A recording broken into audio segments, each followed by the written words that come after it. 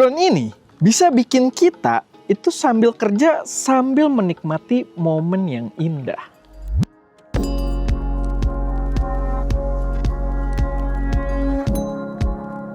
Halo semuanya, selamat datang di channel SM Media. Dan kali ini gua pengen bahas drone, implementasi drone pertama dari Insta360, tapi dengan under brand baru gitu ya, yang namanya adalah Anti-Gravity. Dimana ini adalah drone pertama mereka dengan nama Anti-Gravity A1.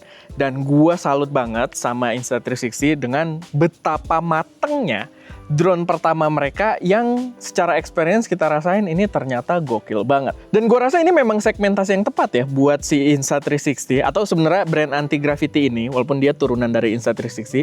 Menurut gue ini adalah pilihan yang tepat, segmen yang tepat buat mereka masuki, karena keberhasilan mereka tuh udah cukup panjang di dunia kamera 360 gitu, sehingga mereka menerapkannya sekarang masuk ke dalam lini drone.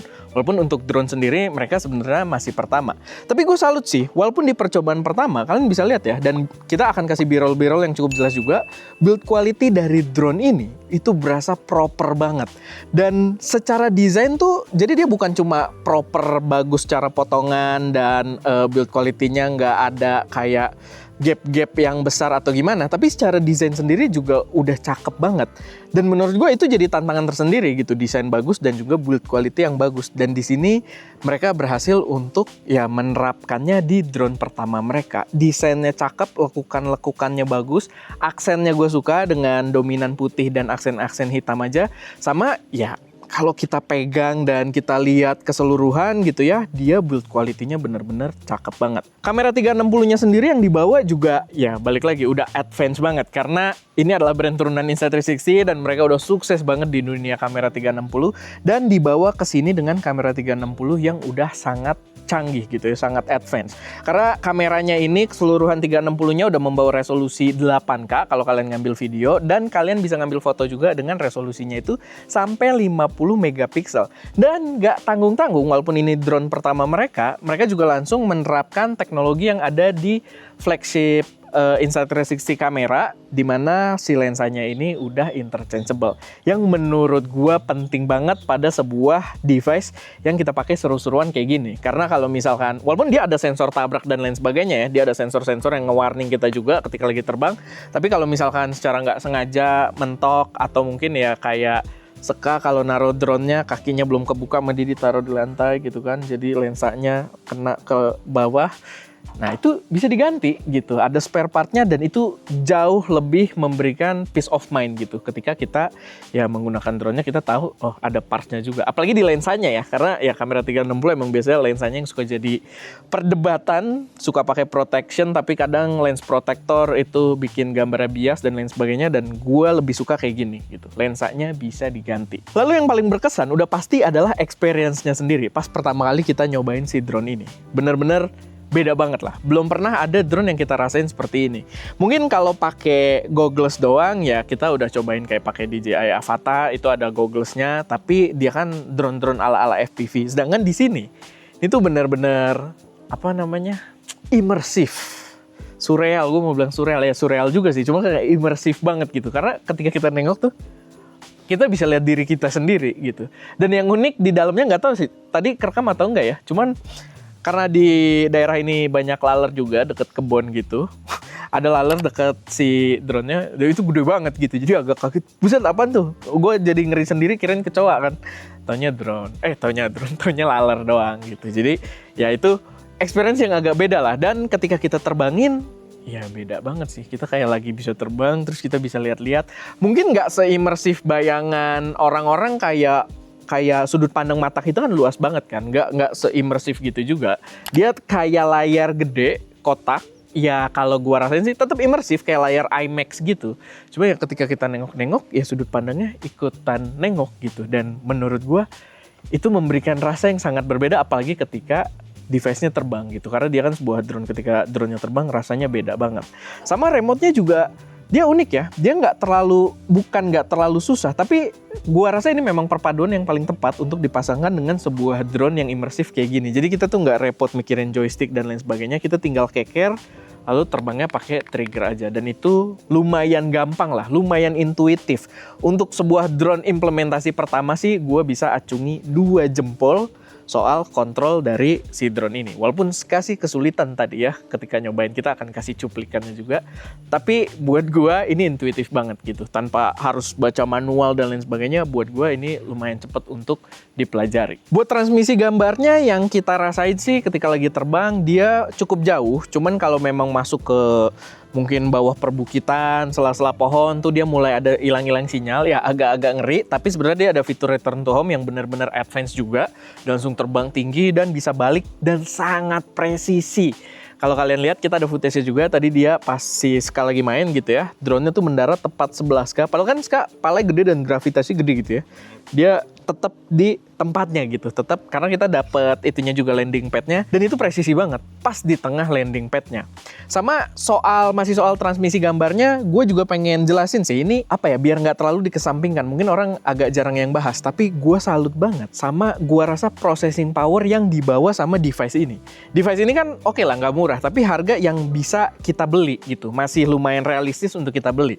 Tapi processing powernya untuk memproses gambar full 360 dan real time ketika kita nengok-nengok gambarnya diarahin ke situ, menurut gue processing power yang dibawa sama device ini tuh sebenarnya gila banget. Ya device dan juga goggles ya gitu ya. Karena dulu tuh zaman awal-awal Insta360 X1 misalkan, ya ketika kita mau ngedit file 360 tuh lemot gitu, dan mau kita pakai laptop pun itu lemot sebenarnya untuk processingnya, apalagi untuk live preview.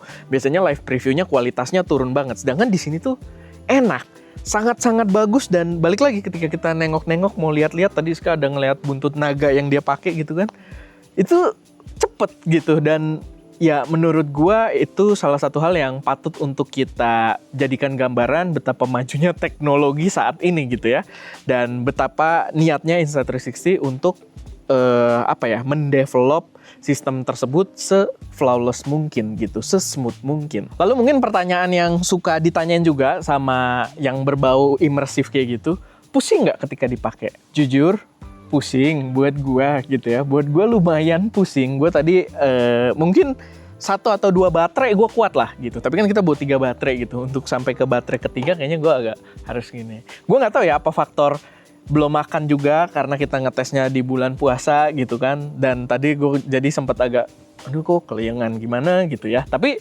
Ska ya kalian lihat sendiri aja, dia juga memainkan drone-nya dengan sangat seru gitu ya. Karena dulu sih gue pakai goggles, kalau yang FPV sih gue nggak pusing. Gue pusing kalau misalkan main simulator doang dengan gambar-gambar yang aneh lah gitu. Sedangkan di sini kan gambarnya cukup realistis lah. Kita melihat gambar-gambar yang memang real life di sekitar, dan ya gua rasa ini akan balik ke orangnya lagi. Dan di gogglesnya juga untungnya dia pengaturannya juga lengkap ya. Pengaturan untuk kayak mata minus dan juga posisi jarak antar mata kita tuh bisa kita atur dengan sangat bisa fine tuning lah gitu, bisa sangat spesifik untuk aturnya. Jadi ya menurut gue harusnya itu bukan kendala.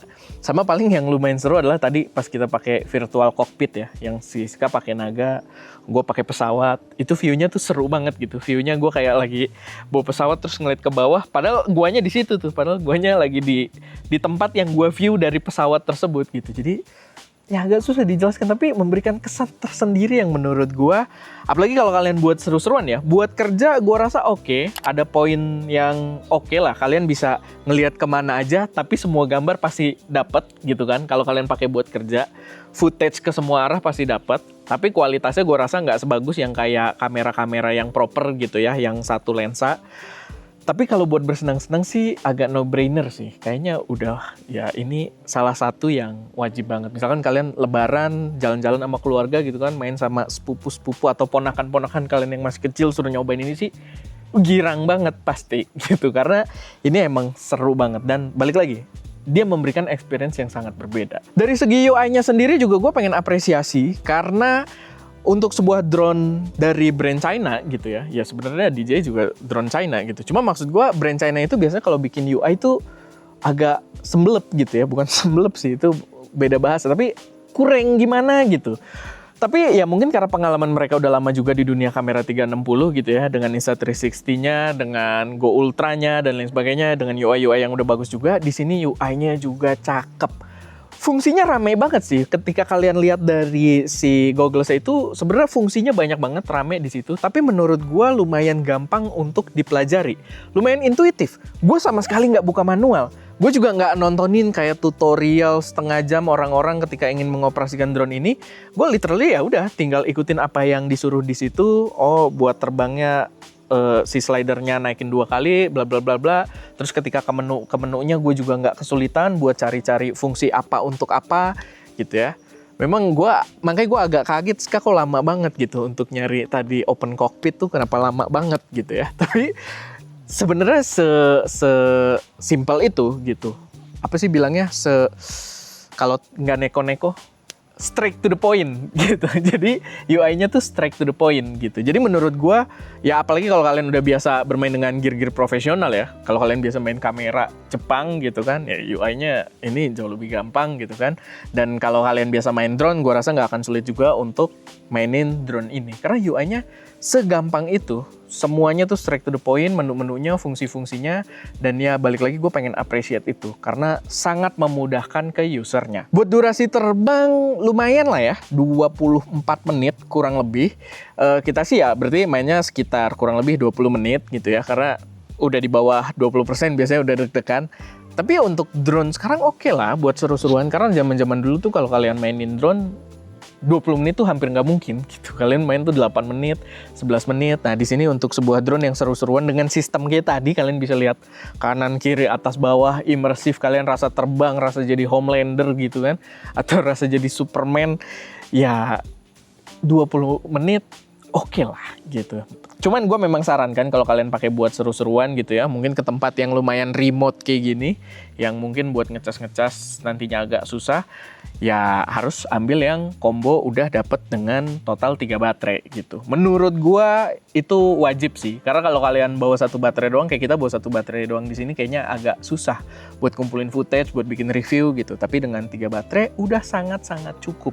Gogglesnya sendiri juga keren ya, stylenya tuh dengan warna aksen putih dominan dan ada layarnya yang bisa nunjukin kayak gambar-gambar yang lagi diambil sama drone-nya. Jadi ketika pilotnya lagi nerbangin tuh kita tuh nggak boring sendiri gitu. Kita sekitarnya tuh bisa ngeliat dia lagi di mana, lagi nge-shot apa, itu kelihatan di layarnya dan menurut gua itu keren banget. Dan ya satu hal yang jadi gimmick-gimmick seru lah dari si gogglesnya ini. Selain secara fungsi dia udah lengkap juga, no complaint. Overall kesimpulan dari gua, Anti-Gravity A1 ini adalah produk drone yang sangat fresh, memberikan kesan yang berbeda, dan menurut gua balik lagi kayak tadi ya, kalau kalian pakai buat profesional oke, dengan kemampuan dia merekam ke segala arah. Kalau kalian pakai buat seru-seruan sambil dapat footage yang bagus, menurut gua sangat recommended gitu ya, hampir no brainer lah. Kalian perlu untuk mempertimbangkan drone ini karena ya tadi selain buat seru-seruan, kalian tetap dapat footage buat share-share di sosial media. Jadi ya ini cakep banget. Dan balik lagi gue pengen appreciate banget sama tim Anti-Gravity dan juga Insta360 sebagai drone pertama mereka. Ini terasa sangat proper.